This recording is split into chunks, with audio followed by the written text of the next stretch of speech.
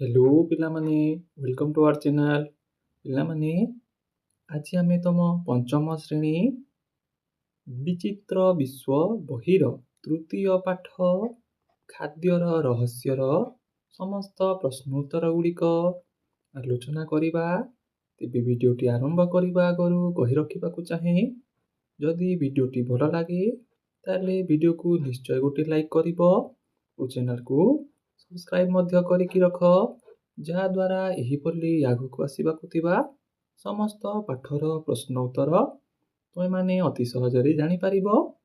तेबे चलो आज एही भिडियो रे तमर तृतीय पाठ खाद्यर रहस्यर प्रश्न उत्तर गुड़िक आलोचना करिबा। जेपरिकि तुमर प्रश्नबिलिटी रहिछि देख आस चिंता करिबा। यार प्रथम प्रश्न अछि केतेक खाद्य द्रव्य किछि सप्ताह धरि भल रहुथुबा बेले आउ केतेक खाद्य द्रव्य खूब कम दिन रे नष्ट होई जाए काहेकि। एठारे प्रश्नटी पचारिछि किछि द्रव्य सप्ताह मध्य धरि भल रही थाए ओ किछि खाद्य द्रव्य खूब कम दिन रे नष्ट होई जाए काहेकि सेपरि होई थाए। एठारे हमकु तार उत्तर लिखिबाकू पड़िबो। ताले उत्तरटी लिखिबो तुमे माने। एठारे उत्तरटी लिखिबो देख खाद्य नष्ट हेबार मुख्य कारण हेउछि अणुजीव। अणुजीव मानक वृद्धि पाई आर्द्रता वायु एवं उपयुक्त तापमात्रा आवश्यक होइथाए। जेउ खाद्य रे जलीय अंश अधिक थाए बा जहा वायु संस्पर्श रे आसे ताहा शीघ्र नष्ट हो जाए, किंतु आचार परि खाद्य रे तेल वायु प्रवेश को रोकी थाए एवं सुखिला खाद्य रे जलीय अंश नथिबारु ताहा अधिक दिन भल रहे हला एही बोली तुमे कारणटी लिखि परिबो।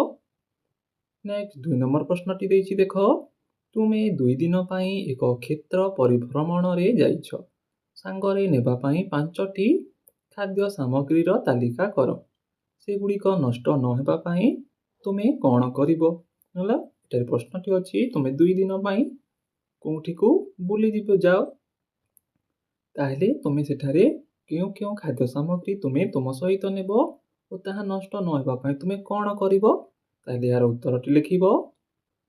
उत्तरटी तुम माने एई बोली लिखि परिबो देख परिभ्रमण पाई 5टी खाद्य सामग्री रो नाम लिखिबो जेपरिकि सुखिला पांपड़ बिस्कुट आंब सढ़ा बा आंबुल से बोली चिप्स बा खई बा उखुड़ा हला।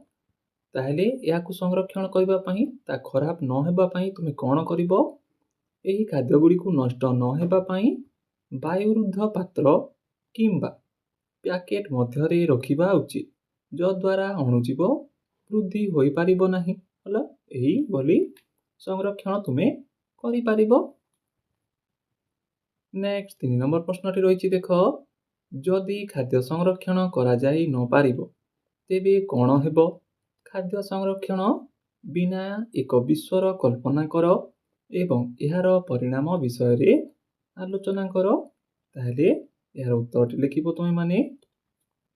एटार उत्तरटी लिखिबो देख जदि खाद्य संरक्षण करा जाई न पारिबो ताहेले कोन हेबो रे जेपरिकि लिखिबो खाद्य बहुत शीघ्र नष्ट होई जिवो एवं यह दुर्गंध हेबो हला सेही बोली लिखिबो अणुजीव वृद्धि हेतु नष्ट खाद्य खाइले पेट खराब हेबो बांति किंबा बदहजमी परि स्वास्थ्य समस्या देखा देबो। ऋतुकालीन फल और पनीपरिबा को आमे वर्ष सारा खाई परिबा नाही काहेकि ना ताकू आमे संरक्षण ही करि परिबा नाही सेही बोली खाद्यर अभाव देखा देबो एवं खाद्य सामग्री को दूर स्थान को पठाइबा कष्टकर हेबो हला एही बोली सबु असुविधा मान देखा दिबो जदि आमे कोनोसी सामग्री को संरक्षण करी रखि पारिबा नाही ताहेले। से बोली नेक्स्ट 4 नंबर प्रश्नटी रहिछि देख निम्नलिखित तथ्य गुडी को मेल कर क स्तंभ रे थिबा खाद्य सामग्री को केउ उपाय रे संरक्षण करी ख स्तंभ रे थिबा उत्पाद मिलिबो ताहा लेख हला। एटा देख जेपरिकि सारणीटी देछि प्रथमे देछि सामग्री ओ तापरि देछि संरक्षण पद्धति और उत्पाद। एटा देख दुईटी उदाहरण दिया जाइछि उदाहरण अनुसार हमकु तले दिया जाइथिबा ସାମଗ୍ରୀକୁ କେଉଁ ସଂରକ୍ଷଣ ପଦ୍ଧତିରେ ଆମକୁ କେଉଁ ସଂରକ୍ଷଣ ପଦ୍ଧତି ଦ୍ୱାରା ଆମେ ସେହି ଉତ୍ପାଦଟି ପାଇପାରିବା ତାହା ଆମକୁ ଲେଖିବାକୁ ପଡ଼ିବ। ଯେପରିକି ଉଦାହରଣଟି ଦେଇଛି ଦେଖ, ଆମ୍ବ। ଆମ୍ବ ହେଉଛି ସାମଗ୍ରୀ, ସଂରକ୍ଷଣ ପଦ୍ଧତି ହେଉଛି ଖରାରେ ଶୁଖାଇବା, ତାହେଲେ ଆମକୁ ମିଳିବ ଉତ୍ପାଦ ଆମ୍ବୁଲ। ହେଲା, ସେଇଭଳି ନେକ୍ସଟ ଅଛି ପାମ୍ପଡ଼। ପାମ୍ପଡ଼କୁ କେଉଁ ସଂରକ୍ଷଣ ପଦ୍ଧତି କଲେ ଆମକୁ ଶୁଖିଲା ପାମ୍ପଡ଼ ମିଳିବ, ଖରାରେ ମଧ୍ୟ ଶୁଖାଇ ପାରିବା। ହେଲା, ଏଇଭଳି ଆମକୁ ତଳେ ଦିଆଯାଇଥିବା ସାମଗ୍ରୀ ଗୁଡ଼ିକୁ ଠାରୁ ଉତ୍ପାଦ କିଭଳି ମିଳିବ ବା କେଉଁ ସଂରକ୍ଷଣ ପଦ୍ଧତି ଆମକୁ ମାନିବାକୁ ପଡ଼ିବ ତାହା ଦେଖିବା। ଏଠାରେ ଦେଖ, ପ୍ରଥମ ସାମଗ୍ରୀଟି ଅଛି ବିଭିନ୍ନ ଫଳ। ବିଭିନ୍ନ ଫଳକୁ କେଉଁ ସଂରକ୍ଷଣ ପଦ୍ଧତିରେ ରଖିବାରେ, ଚିନିରେ ସିଝାଇବା। ହେଲା, ଚିନିରେ ସିଝାଇ ଫଳ ଗୁଡ଼ିକୁ ଆମେ ଜେଲି ବା ଜାମ୍ ମିଳିବ। ହେଲା, ତାହାକୁ ଆମେ ଚିନିରେ ସିଝାଇଲେ ତାହା ଜେଲି ବା ଜାମ୍ ହୋଇ ଆମେ ରଖିପାରିବା, ବ୍ୟବହାର କରିପାରିବା। ସେଭଳି ଲେମ୍ବୁକୁ ଅଧିକ ଦିନ ବା ଲେମ୍ବୁ ଆଚାର କିଭଳି ମିଳିବରେ, ଲୁଣ ଓ ତେଲ ମିଶାଇଲେ ହେଲା ଲେମ୍ବୁ ଆଚାର ମିଳିବ। ସେଇଭଳି ଲହୁଣୀ ବା ବଟରକୁ ଗରମ କରି ରଖିଲେ ଘିଅ ମିଳିବ।